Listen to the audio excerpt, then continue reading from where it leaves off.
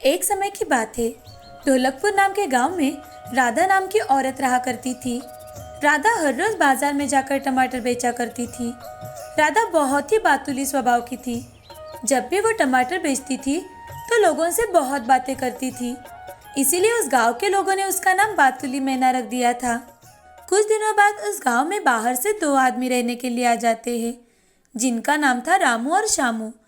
एक दिन रामू और श्यामू दोनों बाजार में जाते हैं और राधा से, अरे ओ टमाटर वाली, टमाटर कैसे दिए? बाबूजी, टमाटर बस 20 रुपए किलो है। ताज़े है, सस्ते है, जैसे कि आप देख रहे हैं। मैं झूठ नहीं बोलती। मेरे खेत के टमाटर पूरे गांव वालों को बहुत पसंद आते हैं। आपको हो तो तोल दूँ 2-4 किलो। आपकी बीवी खुश हो जाएगी साहब। अरे बस बस बस बस बस, कितना बोलती हो तुम? इतना ज्यादा कोई बोलता है भला? मुझे 2 किलो टमाटर तोल दो। वैसे उस दिन राधा की कुछ ज़्यादा ही अच्छी कमाई हुई थी। उसे कुल मिलाकर 400 रुपये का मुनाफा हुआ था। इसीलिए राधा बड़ी खुश थी। आज तो मुझे 400 रुपये मिले हैं। मैं ऐसे ही पैसे कमाती रही तो वो दिन दूर नहीं जब मैं भी महंगी महंगी साड़ियाँ पहनूंगी। उस दिन राधा सारे टमाटर बेचकर खुशी खुशी अपने घर जाती है और फिर दूसरे दिन हमेशा की तरह बाजार में टमाटर बेचने आती है। टमाटर ले लो टमाटर, अच्छे रसीले टमाटर, ताज़े सस्ते टमाटर, ले लो टमाटर, ताज़े ताज़े टमाटर ले लो। तभी रामू और श्यामू वहाँ आते हैं। ए टमाटर वाली, आज टमाटर किस भाव में दे रही हो? कल जो मैंने तुमसे टमाटर लिए थे वो बहुत अच्छे निकले थे। हमारा एक छोटा सा ढाबा है, वहाँ हमें हर रोज कम से कम 10 किलो टमाटर चाहिए। क्या तुम हमें हर रोज सप्लाई कर सकती हो? अरे वाह, हाँ साहब, बिल्कुल कर सकती हूँ। मैं आपको हर रोज 10 किलो टमाटर लेकर दूंगी। रामू और श्यामू राधा से बात करते हैं और राधा से कुछ टमाटर खरीदकर अपने ढाबे की ओर निकल जाते हैं। उनके वहाँ से जाने के बाद राधा मन ही मन सोचने लगती है, अरे वाह, रोजाना 10 किलो टमाटर, वो भी एक ही जगह बेचने हैं। मेरी तो लॉटरी निकल गई। लगता है मैं अब जल्दी ही अमीर बन जाऊंगी। दूसरे दिन राधा हर रोज रामू और श्यामू के ढाबे पर जाकर उन्हें टमाटर बेचकर आया करती थी। अब हर रोज ऐसे ही चल रहा था। राधा ढाबे पर जाकर टमाटर बेचाती और फिर पूरे दिन बाजार में टमाटर बेचा करती थी। इस तरह से अब राधा की बहुत अच्छी खासी इनकम होने लगी थी। एक दिन राधा जब अपने खेत में से टमाटर तोड़ रही थी तो उसने देखा कि टमाटर के ऊपर कीड़े हैं। ये देख राधा, अरे टमाटरों को तो कीड़े लग गए हैं। अगर ऐसा ही रहा तो सारे टमाटर खराब हो जाएंगे। मुझे जल्द ही कुछ न कुछ करना होगा। दूसरे ही दिन राधा कुछ जहरीले केमिकल खरीद कर लाती है और टमाटरों पर छिड़क देती है और रामू और श्यामू के ढाबे पर जाकर टमाटर देकर आती है। अब ऐसे ही कुछ दिनों तक चलता रहा। रामू और श्यामू को अब टमाटर पहले जैसे नहीं लग रहे थे। एक दिन जब राधा टमाटर लेकर ढाबे पर आती है तो श्यामू राधा से, अरे राधा बहन, मुझे कुछ दिनों से तुम्हारे टमाटर ठीक नहीं लग रहे हैं। कोई बात है क्या? अगर कोई परेशानी हो तो बताओ हमें। हमारे कस्टमर भी कुछ ठीक से खाना नहीं खा रहे। अरे अरे कैसी बात कर रहे हो रामू भाई? टमाटरों में कोई तकलीफ नहीं है। तुम बेफिक्र हो जाओ, खाओ और खिलाओ, ऐसा कुछ नहीं है। फिर भी राधा अपने टमाटरों पर केमिकल छिड़कना बंद नहीं करती। अब धीरे धीरे कुछ ग्राहकों ने टमाटरों के लिए शिकायत करना शुरू कर दिया। अरे राधा बहन, डॉक्टर ने बताया है कि टमाटर खाने की वजह से ही मेरी पत्नी बीमार पड़ी है। अरे भाई साहब, टमाटर खाने से भला कोई कैसे बीमार हो सकता है? आप भी कैसी बातें कर रहे हो? किसी अच्छे डॉक्टर के पास जाओ। ऐसा कहकर राधा ग्राहकों को टाल देती है और ज़्यादा मुनाफे के लिए और ज़्यादा फसल होने के लिए राधा टमाटरों के ऊपर केमिकल छिड़कना बंद ही नहीं करती। अब दिन ब दिन लोग बीमार पड़ने लगे थे।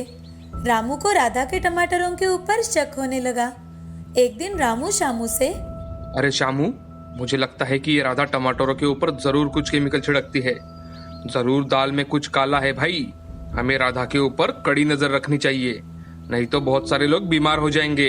हाँ भाई, मुझे भी ऐसा ही कुछ लग रहा है।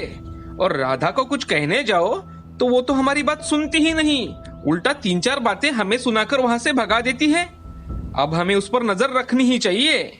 रामू और श्यामू अब राधा पर कड़ी नजर रखते हैं और एक दिन अचानक से रामू राधा के घर जाता है और देखता है कि राधा घर पर टमाटरों के ऊपर छिड़कने वाला केमिकल और स्प्रे लेकर खेत से आई हुई है। ये सब देखकर रामू दंग रह जाता है। राधा भी रामू को अचानक अपने सामने खड़ा देख बहुत डर जाती है। तभी रामू राधा से, अरे ये जहरीले केमिकल्स युक्त कीटनाशक स्प्रे, राधा तुमने ये अच्छा नहीं किया।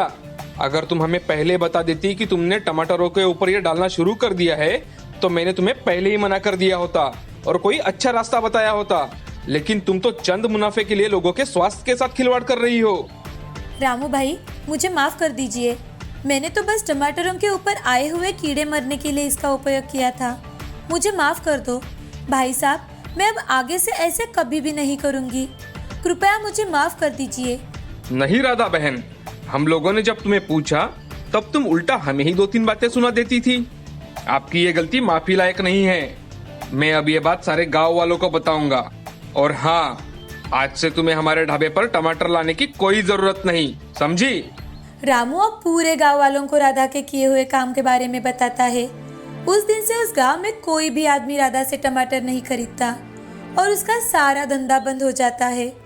राधा को अपनी की हुई गलती का एहसास होता है, पर अब बहुत देर हो चुकी थी क्योंकि राधा ने पूरे गांव वालों का भरोसा खो दिया था।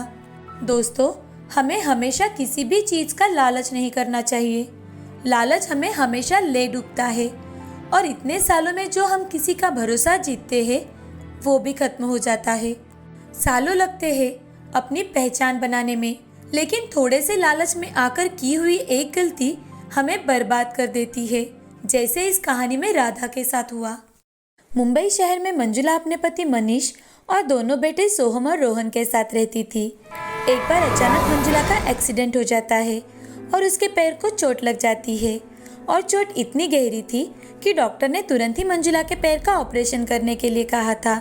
मनीष के माता पिता कुछ साल पहले ही गुजर चुके थे, तो ओम और सीमा के अलावा मनीष का कोई नहीं था।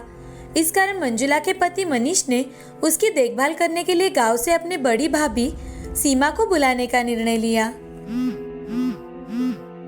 हेलो। मनीष का भाई ओम वो फोन उठाता है।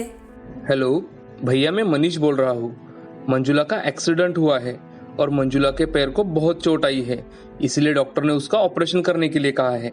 और आप तो जानते हो भैया मेरा काम कितना होता है, तो मैं चाहता हूँ अगर भाभी कुछ दिन मंजुला के पास आए तो मुझे टेंशन नहीं रहेगा। मनीष, अब मंजुला की तबीयत कैसी है? बहुत खराब है भैया। मंजुला के ऑपरेशन की खबर सुनते ही मनीष की भाभी सीमा अकेले ही अपनी देवरानी की देखभाल करने के लिए शहर में आ जाती है। 2-3 दिन बाद ही मंजुला के पैर का ऑपरेशन हो गया। सीमा ने मंजुला का बड़े अच्छे से ख्याल रखा, साथ ही दिल से बच्चों की देखभाल की। सीमा मंजुला के पास जितने दिन रही उतने दिन घर भी बड़ा साफ सुथरा रखा ताकि मंजुला या मनीष को कोई परेशानी ना हो। बच्चों के खाने से लेकर नहाने सुलाने तक सारे काम सीमा करती, जिससे मंजुला को आराम भी खूब मिला। मंजुला अपने माँ के फोन पर बातें करती तो अपनी माँ को सीमा के बारे में सारी बातें बताती। मंजुला, तेरी गवार जेठानी को और काम ही क्या है? अरे वो तो बस अपने देवर के सामने अच्छे बनने का दिखावा कर रही है, इसीलिए तो तुम्हारी बड़ी सेवा कर रही है। माँ, तुम तो जानती हो मैं तो अपने जेठानी को बिल्कुल पसंद नहीं करती, लेकिन मजबूर में उनको यहाँ बुलाना पड़ा। लेकिन माँ, सच में अगर वो ना होती तो पता नहीं मेरा क्या होता। माँ, आपको पता है आजकल मनीष घर आते ही भाभी की इतनी तारीफ करते हैं कि पूछो ही मत। देखा, कह रही थी ना मैं। अब तो समझ जा बेटी, तेरी जेठानी की नज़र सिर्फ और सिर्फ मनीष के पैसों पर है, पैसों पर। अपनी माँ की बातें सुन मंजुला के मन में भाभी के खिलाफ जलन होने लगी थी। वो अब मनीष की कान भरने लगी। मनीष बार बार मंजुला को समझाता, मंजुला, तुम जैसा सोचती हो वैसा भाभी कुछ भी नहीं करती। वो तो अपने सारे काम मन लगा कर करती है। और हाँ, भैया भाभी को कोई लालच नहीं है। वो ये सब मेरे पैसे के लिए नहीं कर रहे। आज मैं जो कुछ हूँ उन्हीं के बदौलत हूँ। माँ पिताजी के जाने के बाद भाभी ने मुझे अपने बेटे की तरह पाला है। घर के हालत इतने अच्छे नहीं थे, लेकिन फिर भी भाभी के जिद के कारण मुझे भैया भाभी ने शहर में इंजीनियरिंग की पढ़ाई करने के लिए भेज दिया था। मनीष के पढ़ाई के लिए सीमा को अपने गहने भी बेचने पड़े थे। जब सीमा छोटी थी तभी उनके माता पिता का देहांत हो चुका था, तो उनके मामा जी ने ही उनकी परवरिश की थी, उन्हें पाला पोसा, उनकी शादी करवाई। शादी में जो गहने उन्हें मिले थे उन्हें बेचकर उन्होंने मेरी पढ़ाई पूरी करवाई। इतना सब कुछ कहने के बाद भी मंजुला के दिल में अपनी जेठानी के लिए कोई प्यार या आदर भाव उत्पन्न नहीं हुआ था। 2 महीने बीत चुके थे। मंजुला अब उठकर सब कुछ करने लगी थी, तो उसका सीमा के साथ बुरा बर्ताव शुरू हो चुका था। लेकिन सीमा मनीष को कुछ नहीं बताती। अब सीमा अपने गांव वापस जाने की तैयारी करती है। मनीष, मुझे यहाँ आए बहुत दिन बीत चुके हैं। अब मैं घर वापस जाना चाहती हूँ। वहाँ पर बच्चे भी मेरी राह देख रहे हैं, तो मेरा टिकट करवा देना। भाभी, आप कुछ दिन और रुकती तो बहुत अच्छा लगता। नहीं मनीष, अब नहीं। हम सब फिर वापस मिलने आएंगे। सीमा अपने गांव वापस लौट जाती है। मंजुला को हमेशा से ही मनीष इंजीनियर होने और खुद भी पैसे वाले घर से होने का बड़ा घमंड था। अब मंजुला ने ठीक 8 महीने बाद अपने बेटे के जन्मदिन को खूब धूमधाम से मनाने का प्रोग्राम बना लिया था। अपने सारे दोस्तों, रिश्तेदारों को मंजुला ने निमंत्रण भेजा, लेकिन अपने जेठानी को जानबूझकर निमंत्रण नहीं भेजा। लेकिन फिर भी जन्मदिन के ठीक 1 दिन पहले ही जेठानी सहपरिवार मंजुला के घर आ पहुंची। इन लोगों को जन्मदिन पर किसने बुलाया? मैंने तो इनको निमंत्रण ही नहीं दिया था, तो ये यहाँ कैसे आ गए? मंजुला को बहुत गुस्सा आ जाता है। मैंने बुलाया है, मैंने टिकट निकालकर उन्हें यहाँ बुलाया है। बहुत आग्रह करने के बाद भैया भाभी आने के लिए तैयार हुए हैं। अगले दिन शाम के समय सारे मेहमान आने लगे और मंजुला के बेटे के लिए तोहफों का ढेर लग चुका था। सीमा ने अपने लाए हुए उपहार मंजुला के कमरे में रख दिए और बाहर चली गई। बाहर जाकर मेहमानों की खातिरदारी करने लगी। मनीष अपने सारे दोस्तों को अपने भैया भाभी से मिलवाता है। मैं जो कुछ भी हूँ वो इसी के बदौलत हूँ, ये भी बताने में नहीं चूकता। तभी मंजुला अपना मेकअप ठीक करने के लिए अपने कमरे में चली जाती है। उसके पीछे उसकी माँ और भाभी भी जाती है। देखो तो तेरी गवार जेठानी क्या लेकर आई है मेरे लाडले नाती के लिए। होगी एक हाथ ड्रेस, वो भी 100 रुपए की। मंजुला ने उपहार खोल के देखा तो उसमें एक सोने की चेन, बारीक जरीदार कुर्ता, दूसरे बेटे के लिए शर्ट, साड़ी और मनीष के लिए कपड़े थे। इतना सुंदर कुर्ता और चेन देखकर मंजुला और उसके मायके वाले तो हैरान रह गए। अरे मंजुला, कितना सुंदर काम किया है इन कपड़ों पर। मेरी बुटीक वाली तो 10,000 रुपये लेकर भी ऐसा काम नहीं कर देती। अरे वाह, तेरी गवार जेठानी तो बड़े काम की है।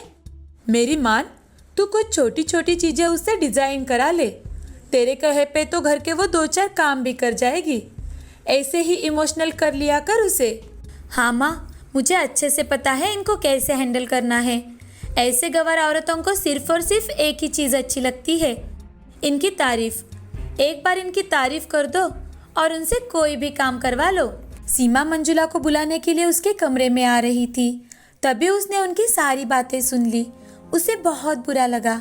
उसकी आंखों में से आंसू आने लगे। तभी सीमा मन ही मन मैं कितने प्यार से और अपनेपन से कुर्ते पर हाथ से कढ़ाई कर रही थी। घर और खेती का काम संभालकर जो बन पाया वो मैंने किया। मंजुला को वो पसंद भी आया। लेकिन मंजुला हमारे बारे में ऐसे भी कभी सोच सकती है, इस पर विश्वास ही नहीं हो रहा है। तभी पीछे से मनीष अपने भाभी को अंदर लेकर आता है। वाह, अरे पढ़े लिखे बुद्धिमान लोग जो मेरे डबल एमकॉम भाभी के प्यार को गवार कह रहे हैं। मंजुला, मैं तुमसे पूछना चाहता हूँ कि ये लोग कहाँ थे जब तुम्हें इनकी सबसे ज्यादा जरूरत थी? तुम्हारा ऑपरेशन हुआ तब तुम्हारी अपनी माँ भी तुमसे मिलने नहीं आई। ये भूल गई कि भाभी ने तुम्हारा कितना अच्छे से ख्याल रखा और हमारे बच्चे तुमसे ज्यादा अपनी बड़ी माँ के पास रहने लगे थे। दामाद जी, आप हमारे बारे में गलत सोच रहे हो। आप तो जानते हो हमारा कितना बड़ा कारोबार है। हमें बिल्कुल भी वक्त नहीं मिलता। उस वक्त भी कुछ ऐसे ही काम में व्यस्त थे, बस इसीलिए नहीं आ पाए। मंजुला, तू चुप क्यों है? समझाना दामाद जी को। मनीष मंजुला की ओर गुस्से से देखता है तो मंजुला की नजरें नीचे झुक जाती है। मैं सब समझता हूँ मंजुला, बाहर मेहमान आए हैं। तुम्हारा मेकअप अगर ठीक हो चुका है तो नीचे आ जाना। मनीष अपने भाभी को लेकर वहां से चला जाता है। इस वक्त मंजुला खुद को बहुत गलत महसूस कर रही थी। वो खुद से नजरें भी नहीं मिला पा रही थी।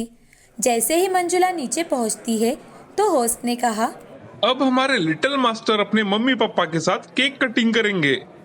तभी मंजुला ने होस्ट को कहा, मम्मी पापा नहीं, आज बेबी अपने बड़े मम्मी पापा के साथ केक कटिंग करेगा। मंजुला की माँ उसे हाथ पकड़कर रोकने की कोशिश करती है। तभी मंजुला, माँ मेरा हाथ छोड़ दो और अब बस भी करो माँ, मेरी जेठानी गवार नहीं है और आपसे अनुरोध है कि अब आप कभी हमारे घर में दखलंदाजी मत कीजिए, आप अपने काम से काम रखा करो। ऐसा कहकर मंजुला सीमा, ओम और मनीष को अपने साथ लेकर स्टेज पर जाती है। सीमा और ओम को अपने बेटे के साथ केक कट करने की रिक्वेस्ट करती है। तभी सीमा, मंजुला तू मेरी छोटी बहन है और मनीष मेरे बेटे जैसा, तो आज तक जो गलतफहमियां हम सब में थी वो खत्म हो चुकी है, तो चलो अब सब मिलकर केक काटते हैं। प्रोग्राम खत्म होते ही मंजुला अपने जेठ जी और जेठानी जी से माफ़ी मांगती है और उसकी माँ को वहाँ से चले जाने के लिए कहती है। अब सभी खुशी खुशी रहने लगते हैं। इस कहानी से हमें ये सीख मिलती है कि किसी और की बातें सुनने से तो अच्छा है कि हम खुद की मन की बात सुने, अपने मन की आवाज़ सुने और अपने आँखों और कानों पर विश्वास करें। किसी और की बातें सुनकर अपनी ज़िंदगी क्यों खराब करें।